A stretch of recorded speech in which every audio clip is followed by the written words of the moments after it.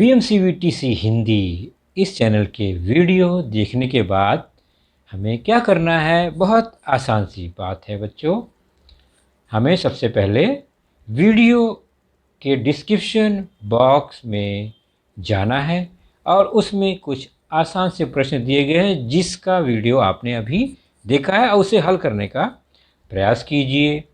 उसके बाद उसी डिस्क्रिप्शन बॉक्स में इस वीडियो से संबंधित अपने मत व्यक्त कीजिए। गूगल फॉर्म द्वारा एक छोटा सा लिंक दिया गया है, उसे क्लिक करिए और उसमें एंट्री करिए। और अंत में जाते जाते हमें इस चैनल को लाइक करना है, सब्सक्राइब भी करना है ताकि आने वाले वीडियो की जानकारी आपको मिलती रहे। तो है ना आसान सा काम? चलिए देखते हैं अपना वीडियो।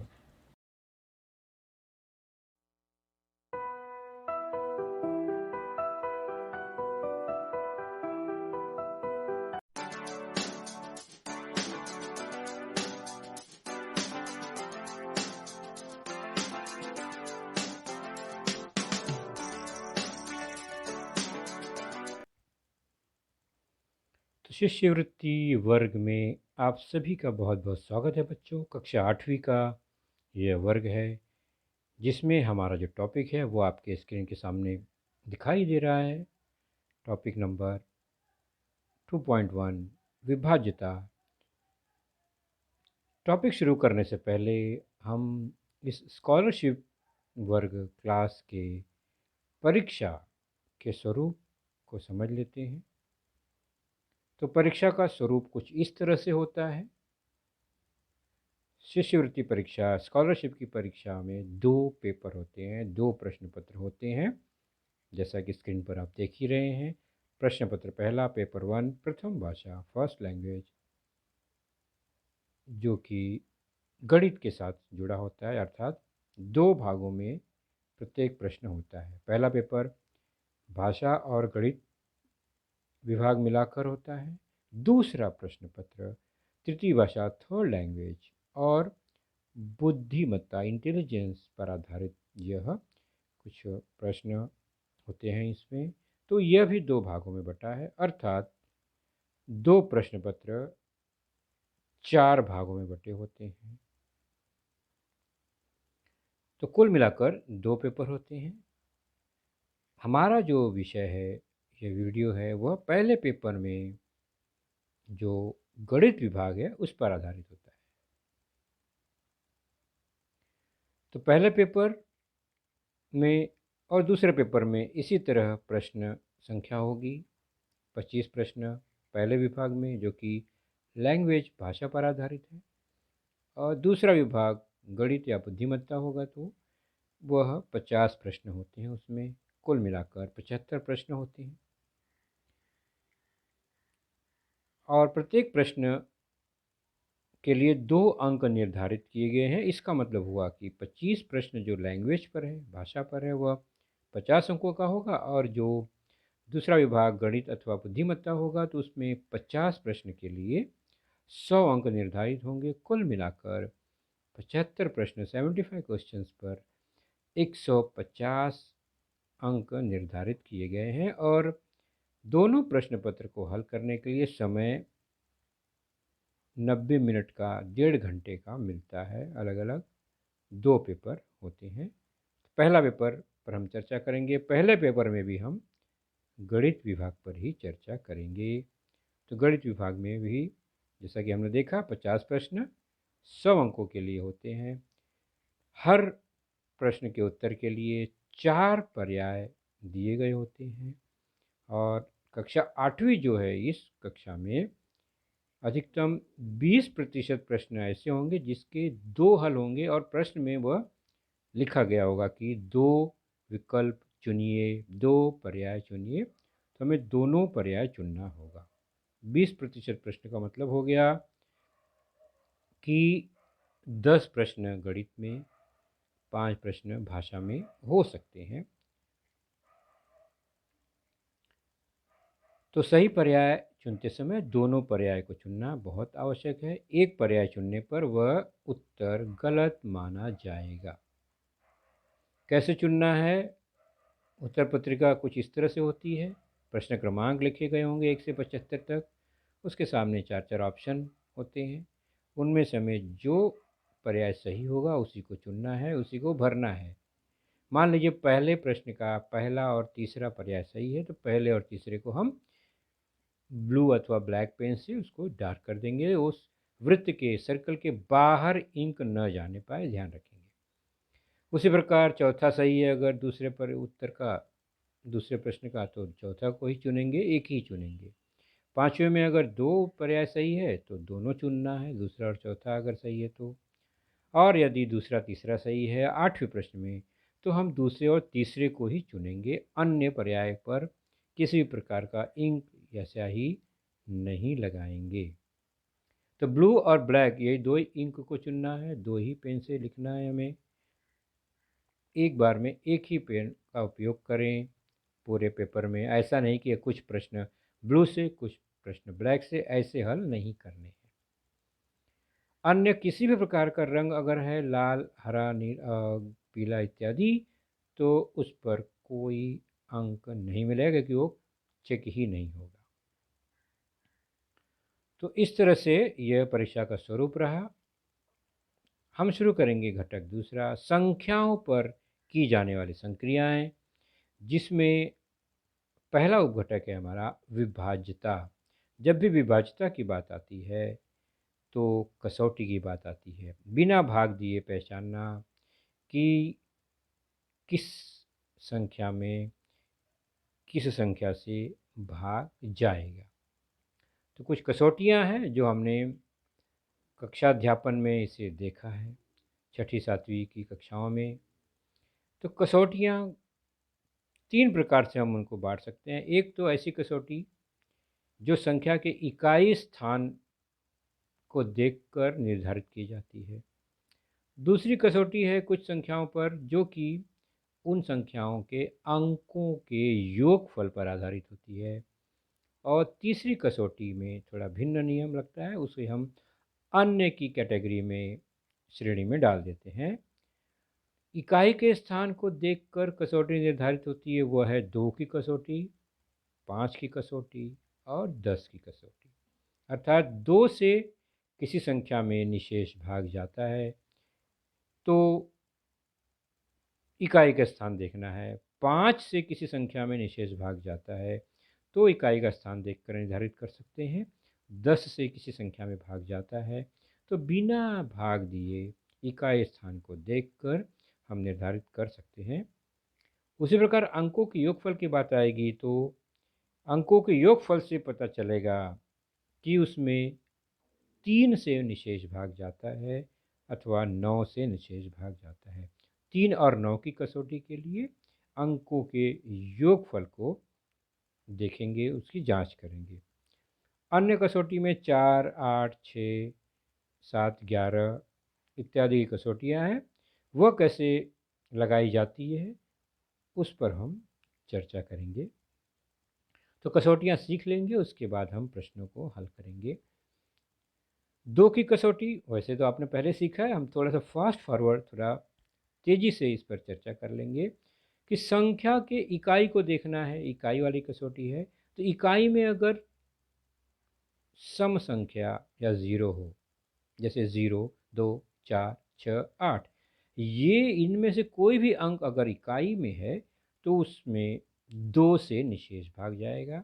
इसके अलावा 1, 3, 5, 7, 9 यह अंक है इकाई में तो 2 से भाग नहीं जाएगा।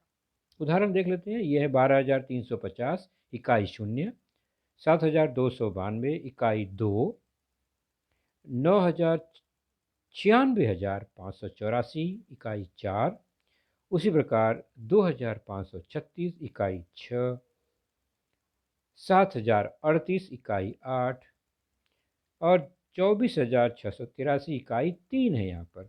तो आप इकाई को देखकर 0, 2, 4, 6, 8 वाली जितनी संख्याएं इकाई में, उनमें 2 से भाग निशेष भाग जाएगा, 2 से विभाजित होंगी। आखिरी जो संख्या है 24,683 उसकी इकाई 3 है, तो 3 होने पर 2 की कसौटी लागू नहीं होगी, तो यह संख्या 2 से विभाजित नहीं है। चलते हैं 5 की कसौटी। तो हम देख रहे हैं जो भी ये तीनों कसौटी है वो इकाई स्थान पर है। तो यहाँ पर इकाई में अगर 0 है या 5 है, ये 2 ही अंक, आसान है 2 से। 2 में 5 अंकों का निरीक्षण करना पड़ता है, 0, 2, 4, 6, 8। 5 की कसौटी के लिए केवल 2 ही अंक, 0 या 5 में से कोई अंक हो इकाई में तो वह 5 से विभाजित होती है। सिंपल सा उदाहरण है, 12,350, 7,295, 50,060 और 55,008। ये 4 संख्या हैं। इसमें इकाई को देखो तो पहली, दूसरी, तीसरी में इकाई किसी में 0 है, किसी में 5 है, तो ये 5 से विभाजित है। आखिरी जो संख्या है इकाई 8 है, यह 5 से विभाजित नहीं होगी। तो 0 या 5 होना जरूरी है, जो कि 5 चौथी संख्या में नहीं है, इसलिए यह 5 से विभाजित नहीं है। तो 0 देखिए 2 में भी है, 2 की कसौटी में, 5 की कसौटी में, अर्थात इकाई में 0 है तो 2 से भी विभाजित होगी, 5 से भी विभाजित होगी। 10 की कसौटी और आसान हो गई, यहाँ पर केवल एक ही अंक 0 जो कि इकाई स्थान में होगा, अर्थात 2 अंकों की संख्या होनी चाहिए। तो इकाई 0 हो तो वह 10 से विभाजित होगी, यानी 10 से हम उसमें निशेष भाग दे सकते हैं। तो इकाई केवल देखना है 0, 0, 0 है, इकाई में 0 है तो 10 से विभाजित है, इकाई में 0 नहीं है तो 10 से विभाजित नहीं होगी। तो यह आखिरी संख्या 10 से विभाजित नहीं है। तो 0 होने पर देखते हैं तीनों कसौटी में 0 है, 2 में, 5 की और 10 की कसौटी में। तो अर्थात 0 इकाई पर हो तो 2 से भी भाग जाएगा, 5 से भी भाग जाएगा, 10 से भी भाग जाएगा। तो ये इकाई स्थान वाली कुछ कसौटियाँ थी। उसके बाद चलते हैं अंकों के योगफल वाली कसौटी। पहले है 3 की, फिर 9 की। बहुत आसान है, दी गई जो भी संख्या है बच्चों उसके अंकों को जोड़ लेंगे, यानी अंकों का योगफल देखेंगे। जोड़ने के बाद जो संख्या मिलेगी उसमें अगर 3 से निशेष भाग जाता है तो वो पूरी संख्या 3 से विभाजित होती है। कितना आसान है, जैसे 62,787, इसके अंक कौन कौन से हैं, 6, 2, 7, 8, 7। कसौटी कहती है इनको जोड़ेंगे, तो हम इन पांचों अंकों को जोड़ लेते हैं। जोड़ने पर आया 30, तो क्या 30 में 3 से भाग जाता है, बिल्कुल जाता है। तो इस पूरी संख्या 62,787 में भी 3 से भाग जाएगा। यह एक कसौटी है, अंकों का योगफल से पता चलता है। दूसरा उदाहरण 6,349, 6, 3, 4, 9 इसके अंक हैं, उन्हें हम जोड़ लेते हैं और जोड़ने पर क्या मिलेगा, जोड़ने पर मिलेगा 22। तो क्या 22 जो है वो 3 से विभाजित है, बिल्कुल नहीं। 3 के पहाड़े में 21 आता है, 22 नहीं आता। तो यह पूरी संख्या 6,349 जो है 3 से विभाजित नहीं होगी। तो 3 की कसौटी के लिए अंकों के योगफल में 3 से भाग जाना चाहिए। ठीक उसी प्रकार 9 की कसौटी है, अंकों के योगफल में अगर 9 से भाग जाता हो निशेष तो वह संख्या 9 से विभाजित होगी। जैसे कि संख्या है 5,247, इसके अंक हैं 5, 2, 4, 7। अंकों का योगफल आया 18। अच्छा 18 आ गया, 36 आएगा, 54 आएगा, 90 आएगा, जो भी आएगा वह 9 से विभाजित होनी चाहिए। तो 18 में भी 9 से पहाड़ा जाता है, 9 के पहाड़े में 18 आता है, 18 में 9 से भाग जाता है, तो यह संख्या भी 9 से विभाजित है। कौन सी, 5,247। अगली संख्या 9,249, 9, 2, 4, 9, जोड़ने पर मिला हमें 24। 9 के पहाड़े की संख्या तो नहीं है 24, इसलिए 9,249 इस संख्या में भी 9 से भाग नहीं जाएगा। तो क्या जरूरी है, अंकों के योगफल में उस संख्या से भाग जाना, किससे, 3 से। या 9 से 3 से भाग जाता है तो 3 की कसौटी लागू हो जाएगी। 9 के पहाड़ी की संख्या या 9 से भाग जाए योगफल में 9 की कसौटी लागू होगी। ज़रूरी बात यह है बच्चों कि 9 की कसौटी वाली जितनी भी संख्याएं हैं वो सब 3 से तो विभाजित होगी, क्योंकि 3 के पहाड़े में 9 आता है। तो जो संख्या 9 से विभाजित होगी वो 3 से अवश्य होगी, लेकिन जो 3 से होगी वह 9 से हो जरूरी नहीं है। जैसे 12 है, 3 से विभाजित होती है लेकिन 9 से नहीं होगी, बराबर है। 21 है, 3 से कसौटी 3 की कसौटी में लागू होगा, 9 में नहीं होगा। लेकिन 9 की जितनी भी संख्याएं हैं कसौटी वाली सब 3 से विभाजित होती। आगे बढ़ते हैं। तो अंकों का योगफल हो गया। अब अन्य को देख लेते हैं। अन्य में 4 की कसौटी, तो इसे नोट कर लीजिए। 4 और 8 की कसौटी में तो 2 की कसौटी में इकाई को देखा, 3 की कसौटी में योगफल देखा, 4 की कसौटी में इकाई दहाई से बनने वाली संख्या। ध्यान दीजिए, इकाई दहाई यानी 2 अंकों से बनने वाली जो संख्या है राइट साइड की, उसमें 4 से भाग जाना चाहिए। जैसे कि 42,356। इस संख्या के इकाई और दहाई से बनने वाली संख्या है 56। इकाई दहाई देखिए, इकाई 6 दहाई 5, तो 56 ये संख्या है। इस संख्या में 4 से भाग जाता है क्या? तो 4 से भाग जाता है। तो 56 में 4 से भाग हम चेक कर सकते हैं। 42,000 इतनी बड़ी संख्या में टाइम ज़्यादा लगेगा, तो 56 में जा रहा है, इसका मतलब 42,356 में भी 4 से भाग जाएगा। 40,826, इसमें इकाई दहाई से बनने वाली संख्या है 26, जो कि 4 से विभाजित नहीं है, इसलिए 40,826 में भी 4 से भाग नहीं जाएगा। तो ये हो गया 4 की कसौटी जिसमें इकाई दहाई से बनने वाली संख्या। ठीक उसी प्रकार 8 की है। यहाँ पर इकाई दहाई और सैकड़े यानी 3 अंकों वाली संख्या से कसौटी चेक करेंगे। उदाहरण के तौर पर 97,104, जिसमें इकाई दहाई सैकड़े 3 अंकों से बनने वाली संख्या है 104। आप देख रहे हैं ना, ये इकाई दहाई सैकड़े से बनी संख्या 104। उसमें 8 से भाग देकर देखेंगे और 8 से भाग निशेष जाता है, तो 97,104 में भी 8 से भाग जाएगा और यहाँ पर यह जा रहा है भाग। दूसरा उदाहरण 97,140 है। आखिरी 3 अंक इकाई दहाई सैकड़ा से बनने वाली संख्या 140। 140 में 8 से भाग नहीं जाता है, तो 97,140 में भी नहीं जाएगा। तो 4 और 8 की कसौटी क्या है? 4 की कसौटी में इकाई दहाई से बनने वाली, 8 की कसौटी में इकाई दहाई सैकड़े से बनने वाली। तो इस तरह से ये कुछ विशेष अन्य कसौटियाँ हम देख रहे हैं। अब चलते हैं 6 की कसौटी। 6 की अपनी कोई कसौटी नहीं है। कितनी अच्छी बात है। केवल हमें इसमें 2 और 3 की कसौटी को लगा देना है। दोनों कसौटी अगर इस संख्या पे लागू है, 2 से भी विभाजित है, 3 से भी विभाजित है, तो 6 से निश्चित होगी। जैसे 42,156, इसकी इकाई 6, मतलब 2 से विभाजित है पक्का। और अंकों का योगफल यानी 3 के लिए चेक करते हैं, और अंकों का योगफल तो इकाई तो 6 अर्थात 2 से विभाजित है, और अंकों का योगफल अगर हम देखते हैं तो वह है 18। तो 18 योगफल है, मतलब वह 3 से भी विभाजित है। तो जो संख्या 2 से भी 3 से भी विभाजित है वह 6 से विभाजित होगी।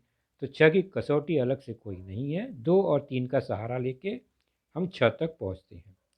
तो अभाज्य संख्याओं की जो भी कसौटी है 2 और 3, तो उनके गुणनफल यानी 2 2 6 की कसौटी के लिए अलग से कोई नियम नहीं है, 2 और 3 के नियम से ही पता चल गया। अगला उदाहरण है 62,150। इकाई 0 मतलब 2 से विभाजित है। अंकों का योगफल 14 मतलब 3 से विभाजित नहीं है। दोनों से विभाजित होना जरूरी है, केवल एक से नहीं चलेगा। तो 62,150 6 से विभाजित नहीं है। और अगर इकाई विषम संख्या है, 1 2 1 3 5 7, तो 2 से विभाजित नहीं होगा, तो भी यह 6 से विभाजित नहीं होगा, क्योंकि दोनों से एक साथ विभाजित होना ज़रूरी है 6 की कसौटी के लिए। अब स्पेशल कसौटी 11, ध्यान से देखेंगे, समझेंगे। जैसा कि बच्चों, हर संख्या में विषम और सम स्थान, मतलब पहला, तीसरा, पांचवा स्थान, फिर दूसरा, चौथा, छठा स्थान, तो ऐसे स्थान होते हैं, उसी पर संख्या होती है। तो विषम स्थान की जितनी संख्या है उनको जोड़ लेंगे, फिर सम स्थान की जितनी संख्या है उनको जोड़ लेंगे, उनका अंतर निकालेंगे। अंतर जो है 0 हो या अंतर 11 के पहाड़े की संख्या हो, तो पूरी संख्या में 11 से भाग जाएगा। थोड़ा प्रैक्टिकल देखते हैं, उदाहरण देखते हैं। यह एक संख्या है 54,703। विषम स्थान का मतलब क्या होता है? विषम स्थान मतलब कि पहला स्थान, तीसरा, पांचवा, ये स्थान। तो इसमें देखते हैं, पहले स्थान पे 5, किसी भी ओर से गिन सकते हैं हम, तीसरे पे 7, पांचवे पे 3, पहला, तीसरा, पांचवा, ये विषम स्थान की संख्याएं हैं। इनका योगफल यानी इन्हें जोड़ेंगे, ये विषम स्थान है। अब सम स्थान यानी दूसरे, चौथे, छठे, आठवें पर कौन से अंक हैं? तो दूसरे पर 4, चौथे पर 0, सम स्थान की संख्याएं हैं, इन्हें जोड़ेंगे। अर्थात विषम को अलग जोड़ेंगे, हमने यहाँ जोड़ा तो आया 15, सम को जोड़ा तो यहाँ आया 4, 4 और 0, इनका अंतर लेंगे।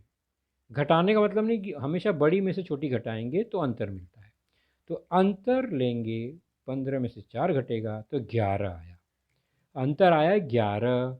11 जो है 11 से विभाजित होती है, इसलिए 54,703 ये संख्या जो है वह 11 से विभाजित होती है। बिना प्रत्यक्ष भाग दिए हमने चेक कर लिया सम विषम स्थानों के अंकों के योगफल और उनके अंतर से। और एक उदाहरण देख लेते हैं। संख्या है 5,37,625। सारे अंकों को ध्यान से देखेंगे तो हमें विषम सम स्थान की संख्या अंक मिलेंगे।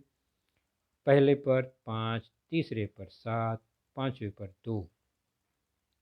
इनको हम अलग कर लेते हैं, इनको जोड़ लेते हैं।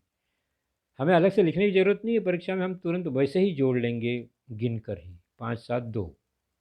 उसके बाद सम स्थान की संख्याएं हैं 3 6 5, दूसरे, चौथे और छठे पर। 5 7 2, 3 6 5, इनको अलग अलग जोड़ते हैं। 5 7 2 जोड़ा 14 आया, 3 6 5 जोड़ा तो आ गया 14। अंतर 0, तो अंतर 0 शून्य आ गया, मतलब तो भी 11 से विभाजित होगी यह संख्या। तो 11 की कसौटी के लिए अंतर क्या होना चाहिए? सम विषम स्थान के अंकों का योगफल का या तो 11 से विभाजित हो या 0 हो। एक उदाहरण और देख लेते हैं। ये देखिए, सीधे हमने उदाहरण ले लिया। 24,703, 2 4 7 0 3, विषम स्थान 2 7 3, योगफल 12, सम स्थान 4 0 4, अंतर आया 8। अंतर 8 आया, मतलब इस 24,703 में 11 से भाग, निशेष भाग नहीं जाएगा, क्योंकि अंतर 8 है। उसी प्रकार ये 1,92,819 को देखें तो विषम और समस्थान का योगफल यहाँ लिखा गया है। 1 2 1 4 है विषम का, और समस्थान का योग 26 है। अंतर के लिए बड़ी में से छोटी घटाएंगे, 22 आया, और जब 22 आया तो 22 तो 11 से विभाजित होती ही है, इसलिए यह संख्या 1,92,819 11 से विभाजित। तो 11 कसौटी है विषम स्थान के अंकों का योगफल और सम स्थान अंकों का योगफल का अंतर जो है वो 11 से विभाजित होना चाहिए। तो कसौटियाँ समझने में थोड़ा समय ज़रूर लगेगा बच्चों, प्रैक्टिस कीजिए, फिर आसान लगेगा। और लेकिन सीखना ज़रूरी है हमें प्रश्न को हल करने से पहले। 7 की कसौटी बहुत लाभदायक नहीं है, लेकिन छोटे संख्याओं के लिए, छोटी संख्याओं के लिए ये उपयोगी है। क्या है ये कसौटी? इसमें इकाई के स्थान का दुगना, जो भी संख्या है उसके इकाई स्थान का दुगना करेंगे और उसके बाद जो बची हुई संख्या है इकाई को छोड़कर, उस संख्या में से उस दुगने को घटाएंगे और अंतर 0 या 7 से विभाजित होती है तो वह पूरी संख्या 7 से विभाजित होगी। उदाहरण से समझते हैं। 126 छोटी संख्या लेते हैं, इसका इकाई का स्थान 6। कसौटी कहती है इकाई के स्थान का दुगना करो, तो 6 का दुगना करना होगा। तो 6 का दुगना 12, तो इकाई के स्थान का दुगना हो गया। अब बची हुए जो संख्या है यानी 1 और 2 से बनने वाली 12, बचा 12, तो 12 संख्या, इनका अंतर 0, तो इकाई का दुगना और शेष संख्या का अंतर 0 है, तो यह संख्या 7 से विभाजित होगी। और एक उदाहरण देखते हैं। 1008, इसमें इकाई का स्थान 8, इकाई का दुगना 16, 8 का दुगना 16, बची हुई संख्या 100 अर्थात 100 और 16 का अंतर लेना है तो बड़े में से छोटी संख्या ही घटाएंगे, आएगा 84। और 84 में 7 से भाग जाता है क्या? हम भाग दे सकते हैं बहुत आसानी से, 7 से भाग जाएगा निशेष, तो 1008 में भी 7 से भाग जाएगा। ये है 7 की कसौटी। 216, 2 1 6, 6 का दुगना 12, बची संख्या 21, 21 और 12 का अंतर 9, 9 में 7 से भाग नहीं जाता, तो 216 जो है वह 7 से विभाजित नहीं होगी। यह 7 की कसौटी थी। तो इतनी सारी कसौटियाँ हमने देखी। तो 7 की कसौटी में इकाई के स्थान का दुगना लेना है और बची हुई संख्या से उस दुगने को घटा देना है। अंतर 7 से विभाजित होनी चाहिए या 0 होना चाहिए, तो वह संख्या 7 से विभाजित होती है। चलते हैं अपने नमूना प्रश्न की ओर, फटाफट देखते हैं। प्रश्न पहला, 8 8 8 888 में निशेष भाग जाता है किससे? सही विकल्प चुनिए। तो यह निरीक्षण द्वारा ही पता चल जाएगा, कसौटी द्वारा पता चल जाएगा। ऑप्शन 4 है, ध्यान से देखेंगे, चुनना है हमें कोई एक विकल्प। 8 8 8 तीनों अंक समान है। बच्चों जब भी कोई संख्या 3 अंकों की है, तीनों अंक समान है, मतलब उनका योगफल 3 के पहाड़े की संख्या ही होगी, तो वह 3 से तो विभाजित होती है पक्का। उसके बाद इकाई में 8 है तो 2 से भी विभाजित होती है, तो 8 8 8 इकाई में 8 तो 2 से विभाजित होगी। अंकों का योगफल निश्चित है 24 है, लेकिन तीनों अंक समान है तो वो 3 से विभाजित होनी ही है, तो 3 से भी विभाजित होगी। 2 और 3 से विभाजित है तो 6 से अपने आप हो गया, 6 की कसौटी लागू हो गई। इकाई दहाई से बनी संख्या 88 है, 4 से भाग आसानी से जा रहा है, और तीनों अंक 8 8 है तो 8 से भी भाग जा रहा है, तो 8 से भी विभाजित हो रही है ये संख्या। तो इतने अंकों से ये संख्या 888 विभाजित होती है, कसौटी से देखा हमने। अब ऑप्शन चलते हैं। पहला ऑप्शन केवल 2 से, तो केवल 2 से तो नहीं है, क्योंकि यह 5 अंकों से, 5 संख्याओं से विभाजित हो रही है, तो पहला ऑप्शन तो कैंसिल हो गया। क्योंकि उसके बाद 2 3 4 8 से, तो 2 3 4 8 से होता है, दूसरा ऑप्शन है ये। तीसरा ऑप्शन केवल 2 3 4 8 से नहीं, केवल नहीं, क्योंकि उसमें 6 भी है। और चौथा है 8 और 11 से, तो 11 की कसौटी कैसे होगी?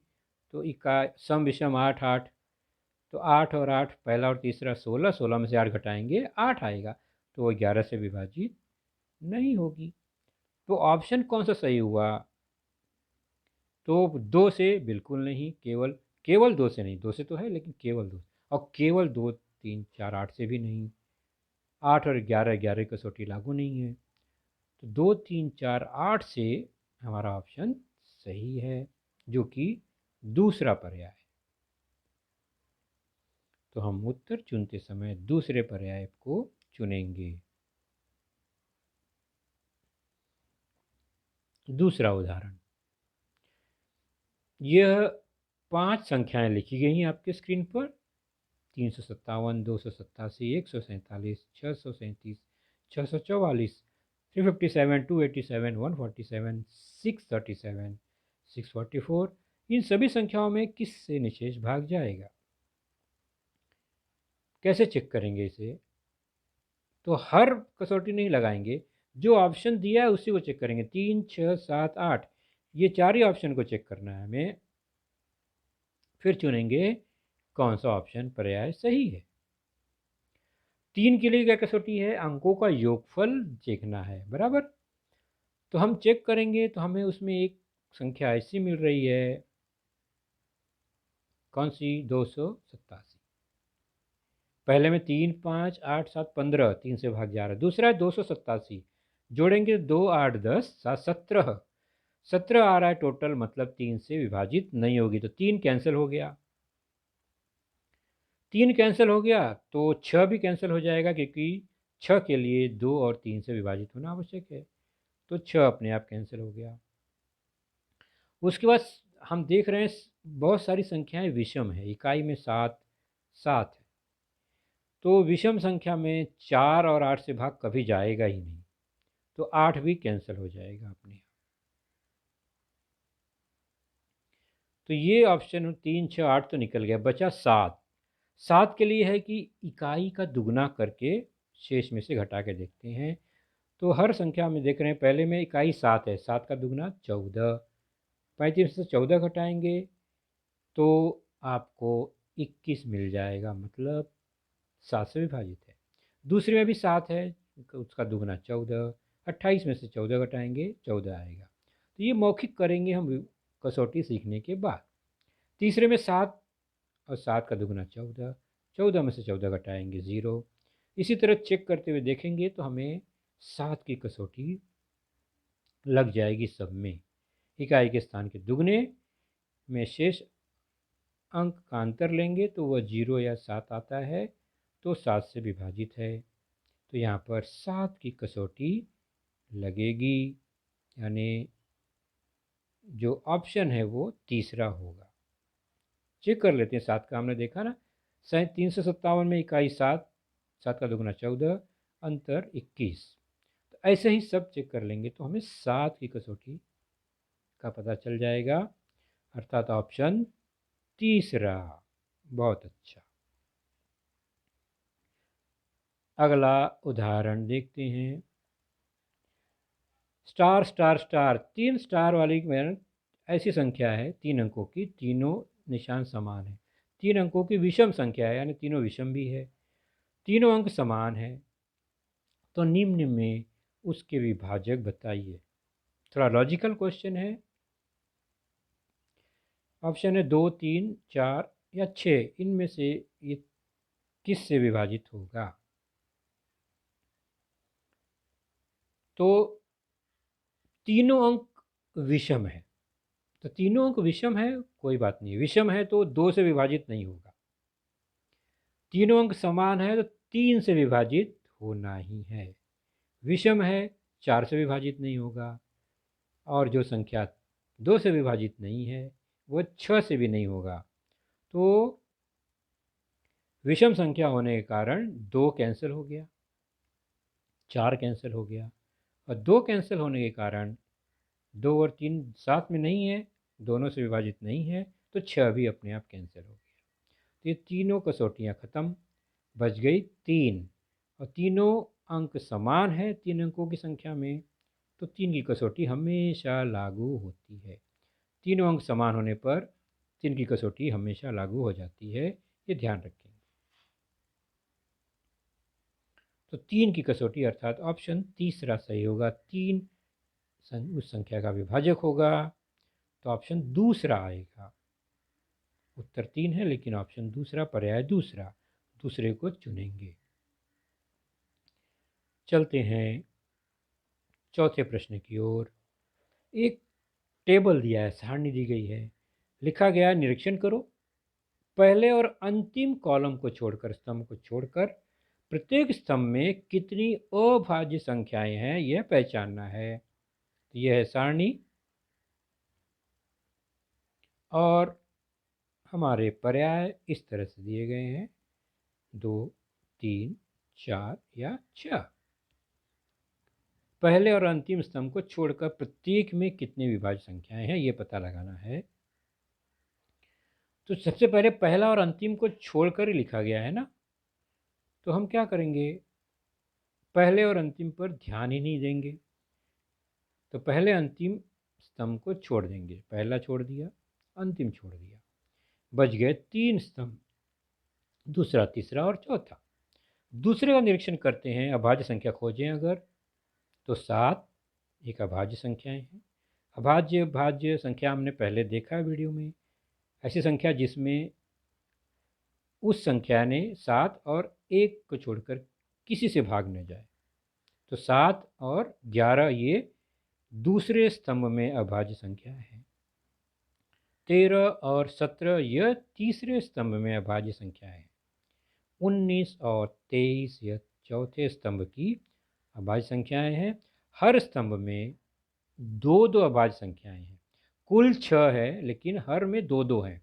तो ऑप्शन चुनते समय 2 भी है, 6 भी है। प्रश्न को ध्यान से देखेंगे तो प्रत्येक में पूछा है, यानी हर एक में कितना, तो हर एक में 2 है। तो पहला ऑप्शन सही है, छठा नहीं, सॉरी चौथा नहीं, चौथे में 6 है। तो पहले को चुन लिया, आया पहला उत्तर हमने सिलेक्ट कर लिया है। इस तरह से ये हल हुआ चौथे प्रश्न का। तो जाते जाते हम कुछ याद कर लेते हैं, कुछ जरूरी बातें। अन्य 2 संख्याएं अभाज्य संख्या अगर है, कोई भी 2 संख्या, जैसे 2, 3 ये अभाज्य संख्या है, तो 2 गुणे 3 यानी 2 की कसौटी 3 की कसौटी जिस संख्या में लगेगी, तो 2 गुणे 3 अर्थात 6 की कसौटी भी उसमें लगेगी। तो साधारण सी बात, 2 3 से विभाजित होने वाली संख्या 6 से भी विभाजित होगी ही, ये हमने कसौटी में देख लिया है। यही नियम सभी अभाज्य संख्याओं की जोड़ी पर लगता है। जैसे कि 3 और 5 से विभाजित होने वाली जितनी भी संख्याएं हैं वो 3 गुणे 5 अर्थात 15 से भी विभाजित होंगी ही। उसी प्रकार 7 और 11 ये भी अभाज्य संख्याएं हैं, इनका जो गुणनफल है 77। तो 7 और 11 से विभाजित होने वाली जितनी संख्याएं हैं, दोनों से विभाजित होने वाली जितनी संख्याएं हैं वह 77 से भी विभाजित होंगी। तो ये हर अभाज्य संख्याओं की जोड़ी के लिए लागू होता है। 2 और 13 की बात करें तो 2 और 13 से विभाजित होने वाली संख्याएं 2 गुणे 13 अर्थात 26 से भी विभाजित होंगी। तो ये बातें हैं, इसे हम ध्यान रखेंगे। उसी प्रकार मैंने बताया बीच में ही कि 3 अंकों की संख्याएं जिनके सभी अंक समान हो तो वो 3 से विभाजित होगी। चाहे कोई भी संख्या हो 3 अंकों की, तीनों अंक समान है, जैसे 1 1 1 है, 2 2 2, 3 3 3, 4 4 4, ऐसे ही 9 9 9 तक ये सभी संख्याएं 3 से विभाजित होती हैं। इसे बिल्कुल याद रखेंगे। तो शिष्यवृत्ति परीक्षा 8वीं कक्षा गणित विषय में हमारा अगला जो वीडियो होगा उसका घटक होगा घटक नंबर 2.2 लसावी मसावी। अगर आपने चैनल सब्सक्राइब नहीं किया है तो सब्सक्राइब जरूर करें हमारे BMCVTC हिंदी चैनल को। तो बच्चों, आपने देखा आज का लेसन, उसके प्रमुख मुद्दों को ध्यान से बार बार दोबारा देखकर समझने का प्रयास कीजिए, क्योंकि एक बार देखने पर किसी को भी वो पूरा मुद्दा समझ में नहीं आता। तो जैसे ही हम 2 बार 3 बार देखेंगे तो हमें वह समझ में आने लगेगा। और इसके आगे की जानकारी जो होगी बच्चों, वह निश्चित ही हमारे अगले वीडियो में होगी। तो उस वीडियो को देखने के लिए, उसकी सूचना प्राप्त करने के लिए जो नीचे सब्सक्राइब का बटन होता है उसे ज़रूर प्रेस कीजिए और नोटिफिकेशन ऑन रखिए, ताकि जैसे ही हमारा लेसन चैनल पर डाला जाएगा आपको वह तुरंत प्राप्त होगा। तो अपना ख्याल रखिए, सुरक्षित रहिए। Thank you.